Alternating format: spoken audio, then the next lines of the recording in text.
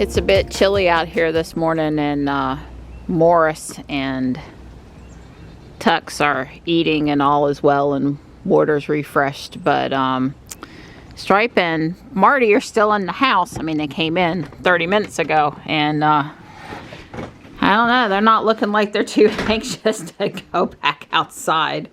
Are you, buddy? Hi.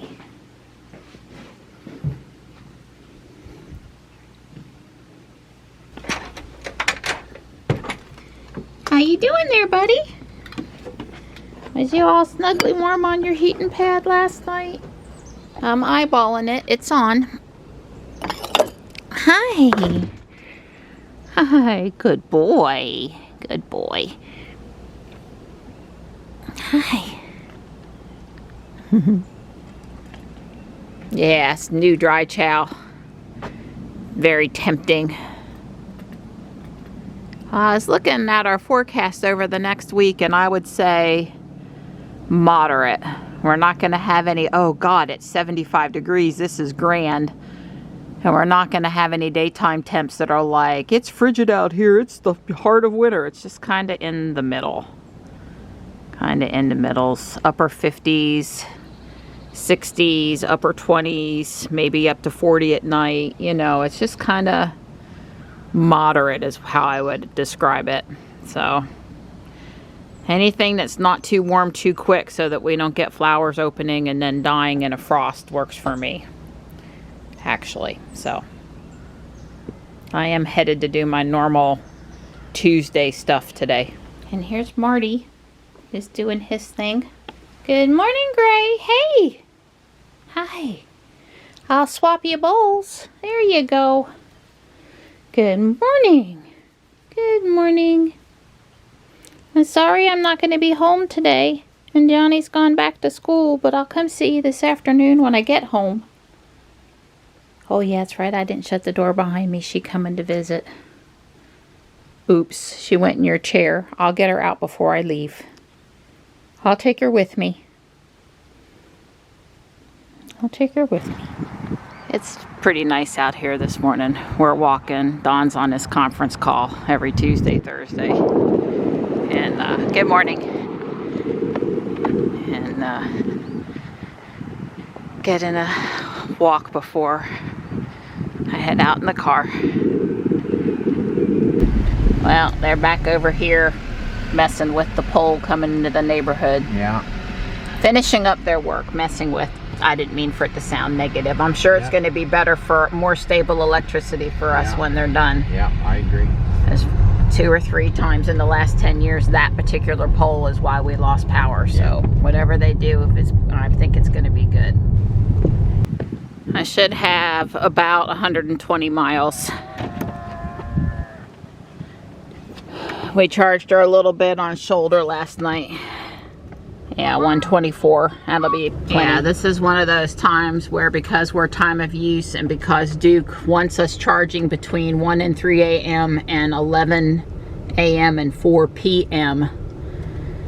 We got home with 30-something miles last night. And Dawn did kick off Ruby's charging before 1 a.m., the kickoff.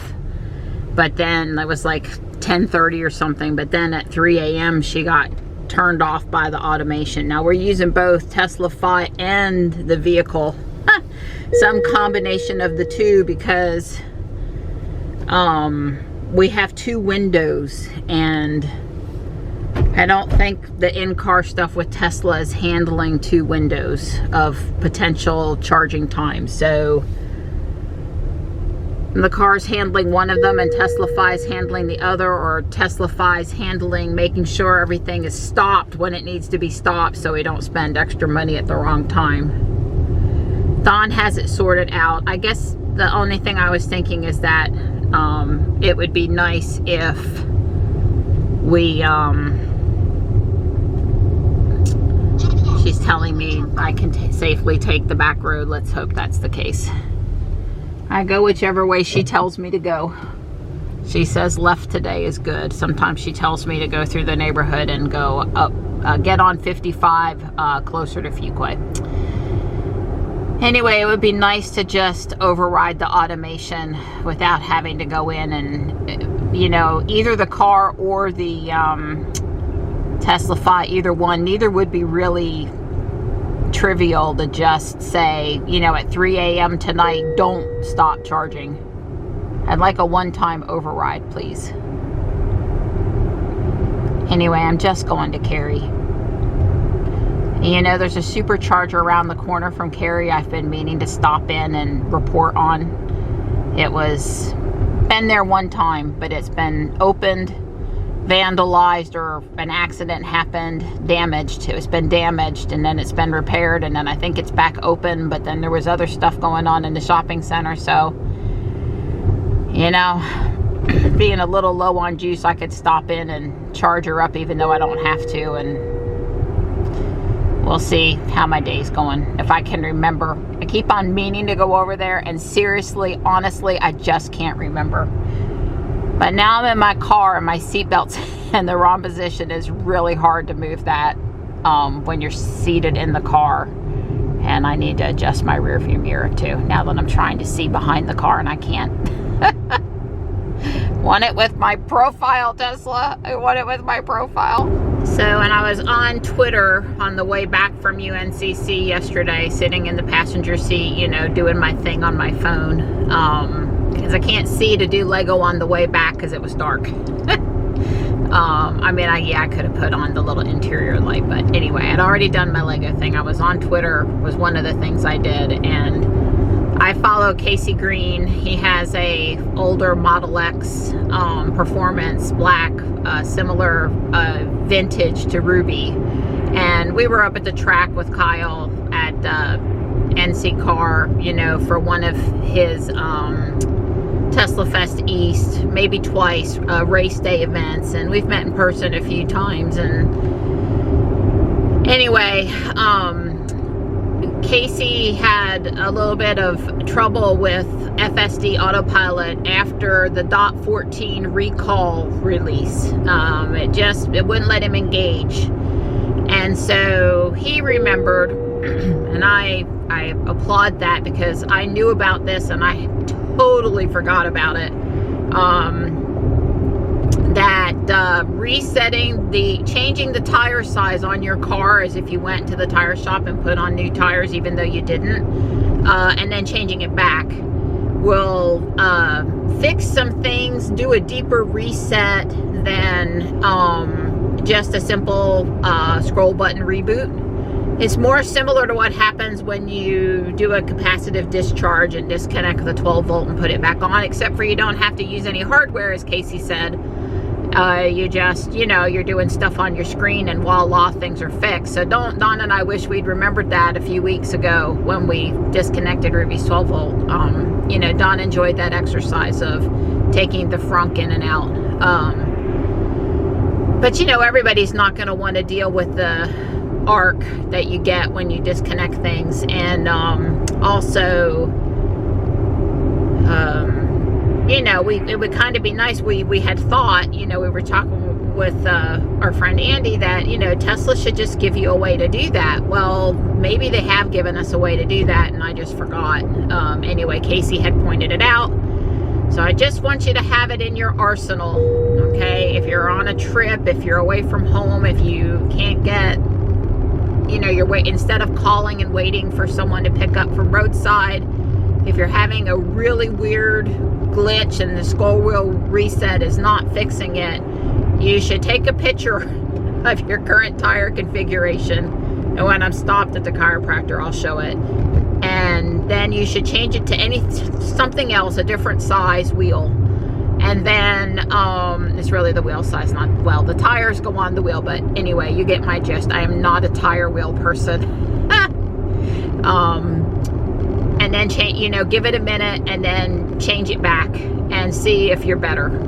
It's just another easy tool in the arsenal that we have at our disposal to try. So it fixed Casey's car right up after the last update. We both agree that probably after every update before you drive off, you ought to do a scroll wheel reset. And then if something funky is going on beyond, you know, just because, I mean, after I put on an update, I've noted, you would think that it's done the reset on its own as part of the update, but yet a few times I've needed to reboot after an update. So if you can, you go, oh yeah, that's right, I put an update on, let me stop and reboot, or before you move and notice an issue, reboot. That's probably good practice to keep you maybe from having a little bit of irritation. And then the wheel configuration thing if you need it. So thanks for reminding us all, Casey. And Casey's on YouTube and he's on Twitter, so I certainly recommend his channel, and following him on Twitter. He has some good Tesla stuff, content out there. Casey Green. Okay, I'm at the stoplight. It just turned red. I'm going to be here for several minutes. Under the service tab on Ruby, and then under wheel is where you would go for that. And of course, it's not going to let me fool with it while I'm in drive. But if I go into park, then it would let me go in there, and you know, you can see Ruby's got 20-inch wheel, silver slipstream. Like I said, though, for us non-wheel people, do take a picture. And then, you know, when you're ready to put it back to what it was, you won't be confused about where it's supposed to be. For me, that's there. Now that I let you see that Ruby's screen was dusty, it gets like that after like 2 days. I have used a microfiber to wipe her down, and she's not dusty anymore. Yeah, it's usually the first thing I do when I get in the car. This is my favorite driving for the entire week out here on the turnpike. Little over 70 miles an hour. Pretty blue sky and sunshine today. Ruby doing all the driving. This is like, yeah, this is great. I have to say, I am looking forward to hopping on the new part of the turnpike and just getting from one side of town to the other without a lot of grief. It's expensive though. I'm here and I'm not late today. Well, I can tell on approach the parking lot's much busier today, much more full. I'm ready for Food Lion to finish their work over here and free up these back spots from the trailer, but I guess they're not going to do that. I don't know that there's any place to park over here that I'm going to be happy with. So I'm seeing a Bolt, a Model 3,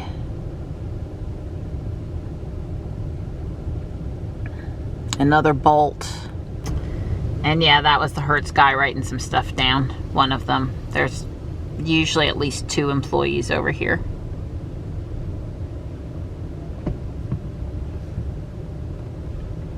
I can't tell what I'm seeing 100% as good driving through as walking, but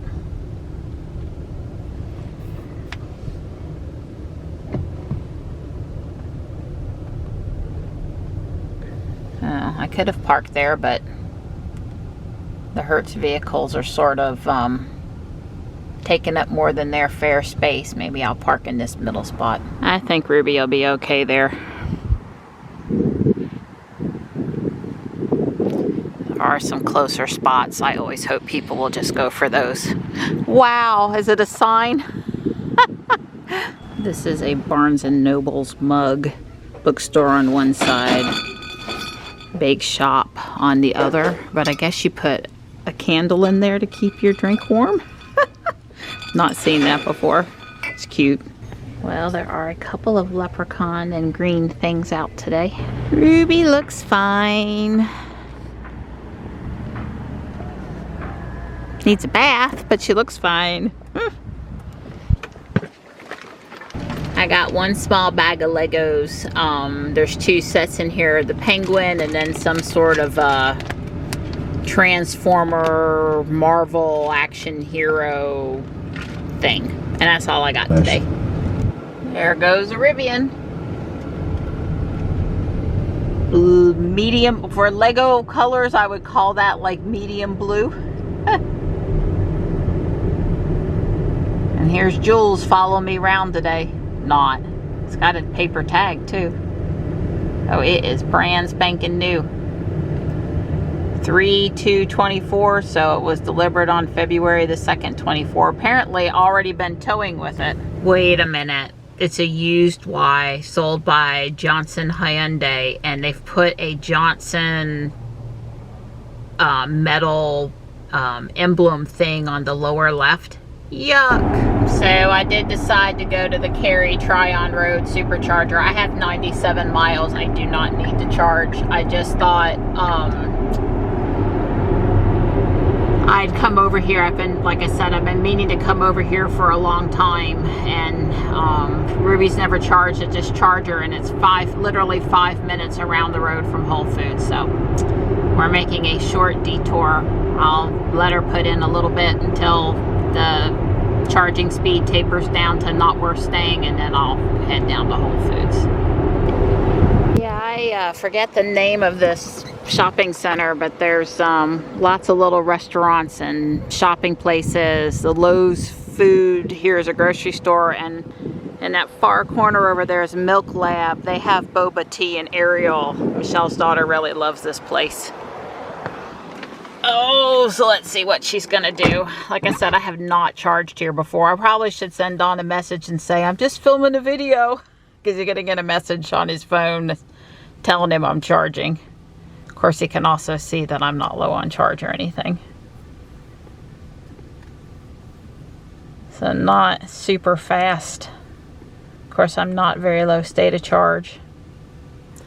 It's not full. There's like 4 other Teslas plugged in. I was gonna click on it, and what's it currently say? 8 stalls available out of 12 stalls. I said there's 4 cars charging, so that's quite accurate and really cool. Mr. Mike's used books, huh? There's New York Pizza, a pub, and of course there's Kebab Sewer, Break Time Billiards. Of course Lowe's Foods would have a good bit to eat, but I really wondered about this. It's very much a urban charger, not a supercharger destination. Like, nothing goes through here. I mean, I guess if you're on US 1 versus 40, this is technically a path. Not complaining about any superchargers. It's just like, I guess it seems like they have enough shopping center parking space here for their patrons. But this is, you know, close to the stores, and seems to be working out, though. I'm pleased to see that it's not iced, and someone's over here with their pickup, and understandably with the trailer on the end of it kind of parked across some spots. But again, there's plenty of, as you can see, empty spaces out there. So all right, I'm down to 70 kilowatts and up to 151 miles. Time to go. I enjoyed sitting in the car in the sun doing a couple of things on my phone. Yeah, so Whole Foods says 6 minutes. I've just got to remember the right way to get out of the shopping center, which I think is this way, and then make a right turn onto Tryon Road. If you go out the wrong way, then you've got to make a funky left turn and maybe can't get going the right. Anyway, I think this is correct. Like Don always says, oh, Vietnamese noodle house. I'm thinking Michelle's probably ate there too. The car's not very good about first turns, but I must have done good because she's not telling me to like go a little bit and make a U-turn. Here's a Y.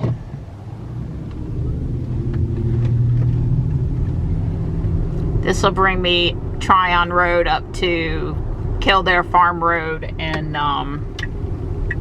Whole Foods on me making a left turn into the backside of the shopping center. Well, convenience level, going there and then going to Whole Foods, all the correct turns, all right turns, all easy, no stoplight waiting. So yeah, anytime I ever wanted to do that, that's a piece of cake. This would not have been super convenient in and out of downtown Raleigh, because I'm so far west from there, but it would have, you know, could have had the potential to be helpful. And Whole Foods is this part of the shopping center here where you're seeing the roof now. Here on the right, this is the back side where I used to come for the farm order. I don't do the farm order anymore because, well, we stopped caring about wanting farm milk, and it was just too inconvenient trying to sync up. I got left waiting too long, and you know, some other reasons, but that was mostly it. We parted on good terms. I mean, if I said, hey, I want an order this week, I'm sure I could still do that, although, or they'd be, you know, willing to do that for me, I'm sure. But I don't think this Whole Foods is letting them do the delivery service over here anymore either, so it's probably the place that's even less convenient up by Crabtree Valley Mall, a farther distance from the house and more traffic. There are 2 white Ys in the parking lot, and I just spotted my first ever in person, I believe, yellow Rivian. It looks very bee honey colored. Wonder what the official name of that color is. There's more in my cart than you would think, and it's uphill more than it looks. And I'm doing it one-handed, filming. The Rivian left and a white X backed in.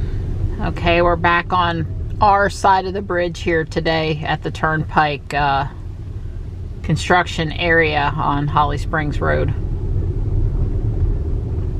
For the longest time we were all on the right, and then we were all on the left, and now we're split by the cement barricade. I guess back over here though, not split here, but it's coming. More soundproofing wall going in, I guess.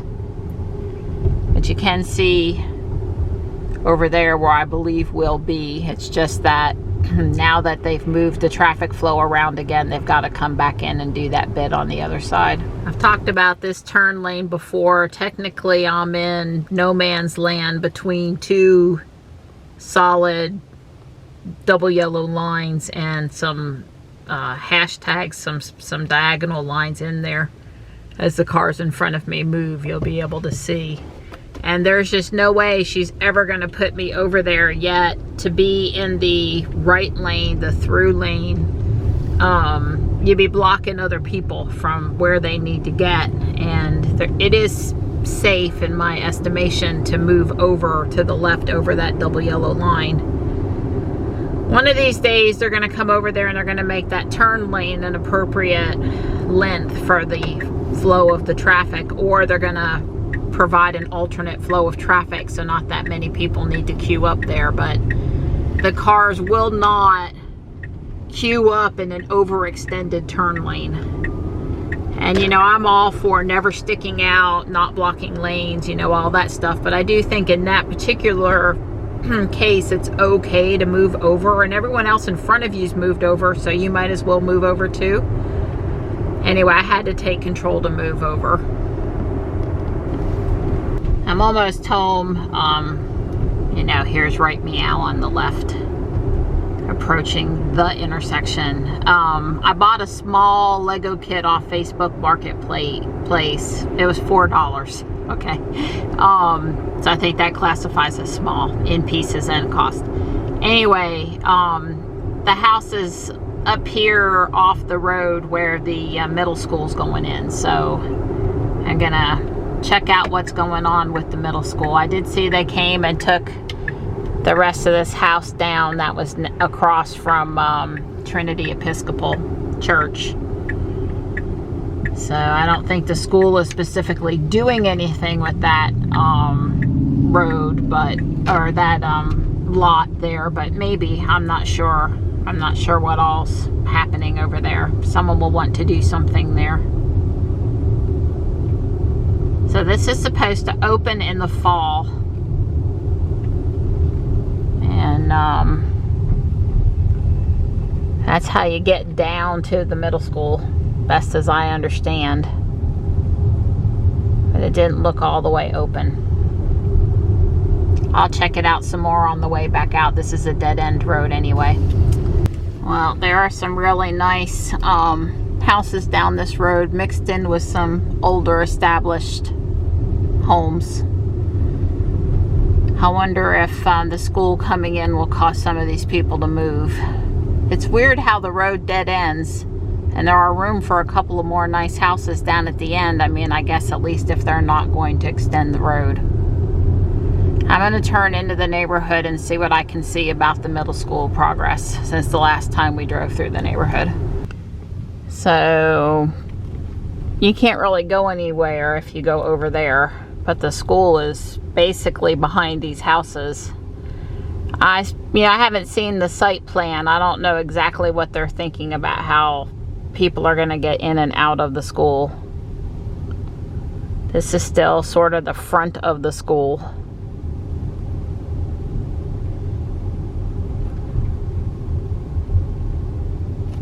I mean, that's a private driveway, and there's the school, and I guess probably some water area down at the bottom. Yeah, I just don't know how you're actually going to get over there. Obviously, construction vehicles are able to probably go in on this dirt/gravel road up here.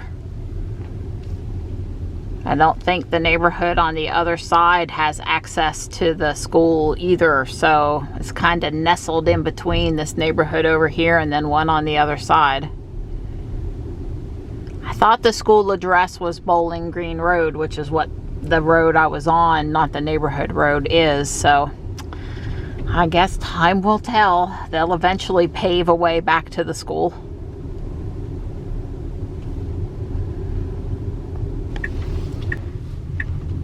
So as I leave the neighborhood, I was pretty sure the entrance into the school was just going to be right here down this road. But, you know, nothing is paved yet, and it's just one big construction zone mess there, so time will tell. They got some flags over here. You would hope that they would be putting in a right turn lane at the very least. I'm guessing that has to do with the flags. The town sign might have to get moved back. But coming out here, there's a Trinity Church on the left. Or the road that we're trying to get out on all the time is right here. When school lets out, it's just going to be a disaster over here. And there's no stoplight, and it's really hard. I'm braking a few extra times here to flash the guy coming up over the hill behind me because they don't expect people to be stopping there to turn. And they get irritated at it, and it's 35, but they won't slow down as they come up that hill. And I have traffic concerns. I'm sure it'll eventually get sorted out. I'm just thinking that it won't be as sorted out as I'd like before the school opens. Dawn and I have come and gone a couple times on Sunday morning and waited a few extra minutes when the church has let out. If we think about it, you know, we can go through the neighborhood or leave early, have our patience caps on, any of that. It hasn't been a huge deal, the church, but we've noticed it a time or two. Wow, they're still out here this afternoon.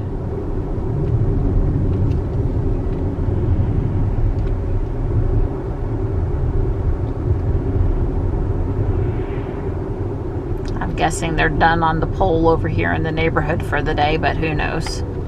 Whoa.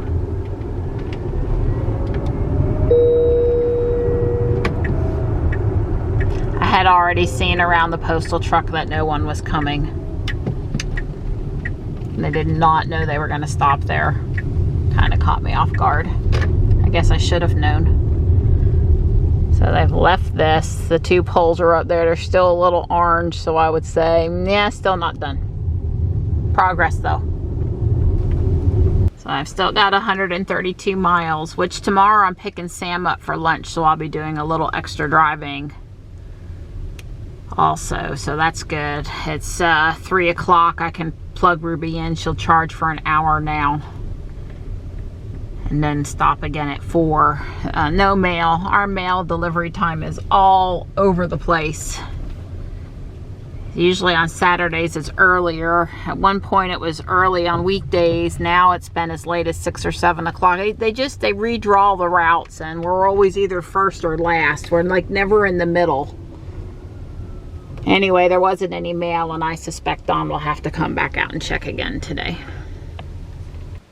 See, I promised I'd be in this afternoon to edit and sit and love on you for a bit.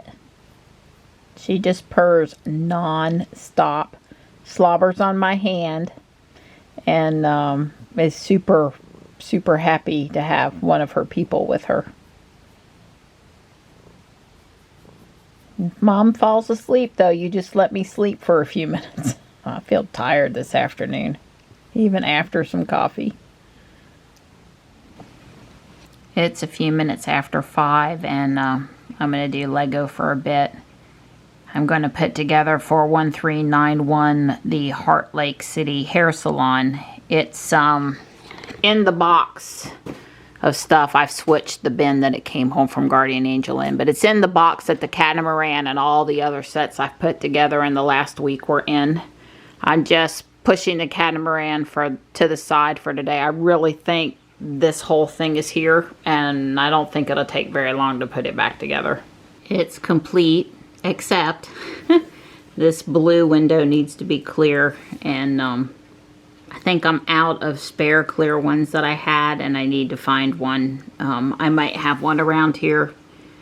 I don't feel like hunting it right now, but all of the pieces for it are here. You can see the little wash basin and the hair dryer, scissors, brush, little shampoo, perfumey things, a chair.